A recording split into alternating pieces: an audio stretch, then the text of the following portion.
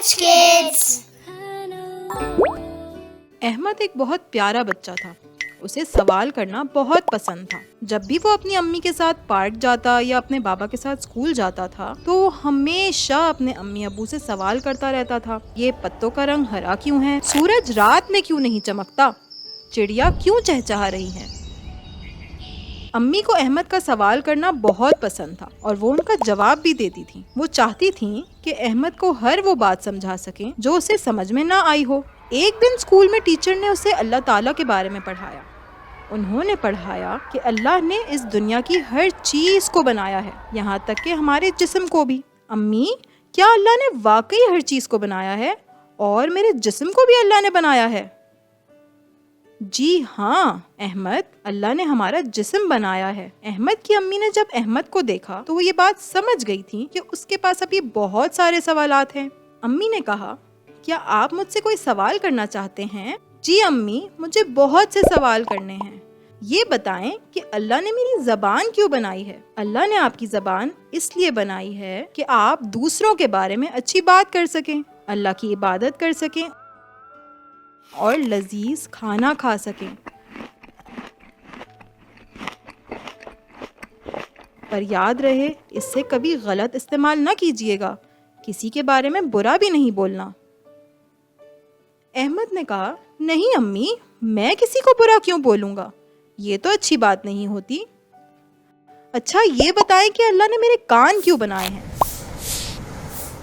تاکہ آپ اس سے ساری اچھی آوازیں سن سکیں، جیسے کہ چڑیوں کا چہچہانا، سمندر کی لہروں کی آواز. امی، میں آپ کو بھی سن سکتا ہوں؟ جی بالکل، پر خیال رہے کانوں سے بری چیزیں نہیں سننی، جیسے موسیقی یا کسی کی برائی. اچھا، اللہ نے آنکھیں کیوں بنائی ہیں؟ اس لیے تاکہ آپ اپنی آنکھوں سے اللہ کی بنائی ہوئی ساری نعمتیں دیکھ سکیں، جیسے ستارے، روشن نیلا آسمان، سمندر کا شفاف پانی. ہے نا یہ سب کتنا شاندار؟ پر آپ نے خیال کرنا ہے کہ آپ نے آنکھوں سے کوئی غلط چیز نہیں دیکھنی. نہیں امی، میں جب بھی کوئی غلط چیز سامنے آئے گی آنکھیں فوراً سے بند کر لوں گا. اللہ نے میرے ہاتھ کیوں بنائے ہیں؟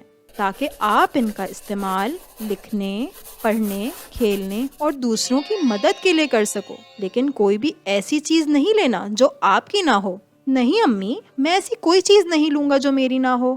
اچھا، اور ایک اور سوال، اللہ نے میرے پاؤں کیوں بنائے ہیں؟ اس بار امی نے احمد سے کہا، آپ سوچیں کہ اللہ نے آپ کے پاؤں کیوں بنائے ہیں؟ تاکہ میں چل سکوں. بہت خوب، پر یاد رہے کسی غلط جگہ پر نہیں جانا. کیا میں آپ سے ایک اور سوال کر سکتا ہوں امی؟ جی بالکل میرا بچہ. آپ کو یہ ساری وجوہات کیسے معلوم ہیں کہ اللہ نے میرے جسم کو کیوں اور کس لیے بنایا ہے؟ کیونکہ امام سجاد علیہ السلام نے یہ سارے جوابات لکھ کر اپنے دوستوں کو دیے تھے اور میں نے بھی وہی پڑھے ہیں تاکہ میں آپ کے سارے سوالات کے جوابات دے سکوں.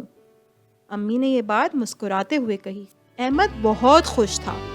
وہ اب اپنے سارے سوالات کے جوابات لے سکتا تھا. امی، میں اب آپ سے اور بھی بہت سارے سوال پوچھ سکتا ہوں؟